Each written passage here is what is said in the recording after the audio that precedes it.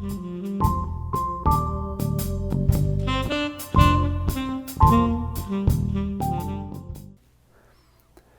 I want to talk about the case of McGirt versus Oklahoma, decided by the U.S. Supreme Court right at the end of the 2019-2020 term in July of 2020.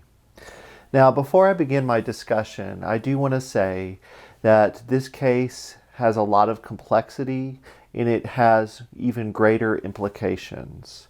I'm limited in my knowledge primarily to the areas of federal criminal law. So in conjunction with this discussion, I'm going to be doing a law celebrity interview with a professor from University of Oklahoma who's an expert in Indian law, property law, and water law. So be sure to watch that video in conjunction with this one. As Justice Gorsuch began the story of McGirt versus Oklahoma in his opinion, it begins with the Trail of Tears. We're going to talk about it in that context with Professor Pearl in the law celebrity interview. Here, for our purposes, I want to start with the General Crimes Act, which was passed by Congress in 1817. What the General Crimes Act did is it gave the federal government power over tribal affairs to the extent that a crime was committed by a non-tribal member against a non-tribal member in Indian country.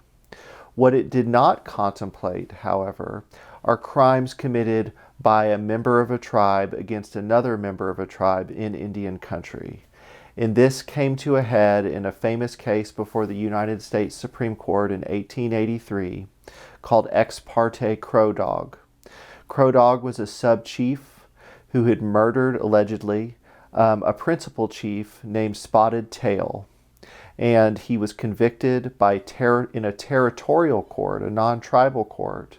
Ultimately, his case went to the United States Supreme Court, which threw out the conviction, holding that the General Crimes Act does not give the federal sovereign authority over Indian affairs committed by one tribal member against another in Indian country.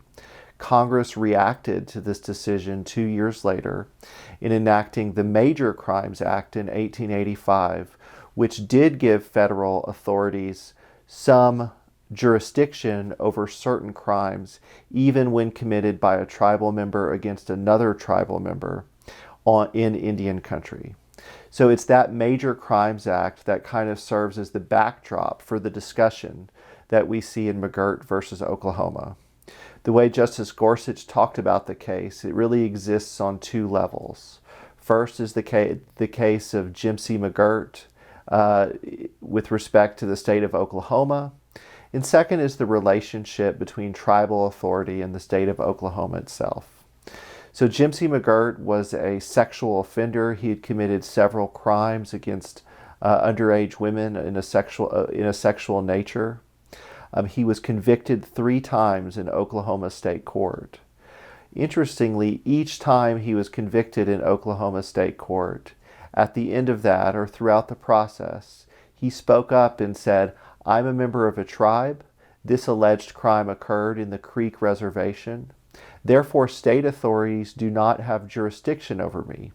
The only entities that could prosecute me is either the tribal court or the federal courts." Each time he lost that argument at the Oklahoma State Supreme Court. But ultimately, through a series of events, the 10th Circuit came in and ruled that in fact the crimes were committed in the Creek Reservation, and because Jimcy McGirt was a member of the tribe, only the federal government or the tribal courts, but not the state court, had jurisdiction over these particular crimes. So that leads to the second level of relationships here between the tribe and the state of Oklahoma. In response to all of this, the state of Oklahoma was pointing out that what is being called the Creek Reservation no longer has that same authority, perhaps that it once did at inception. Pointing out correctly that Congress has the authority to walk back any of its treaty commitments so long as it speaks clearly.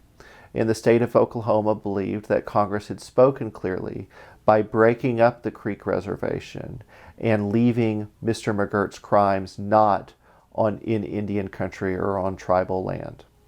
Ultimately, this case went to the United States Supreme Court to resolve the conflict between the Oklahoma State Supreme Court and the 10th Circuit. Justice Gorsuch wrote the opinion and held that, in fact, the Creek Reservation remained more or less united in eastern Oklahoma, and that because Congress had not spoken clearly in walking back the treaty obligations it had entered into, that the Supreme Court would honor those treaty obligations. And as a result, Mr. McGirt needs to be retried in federal court.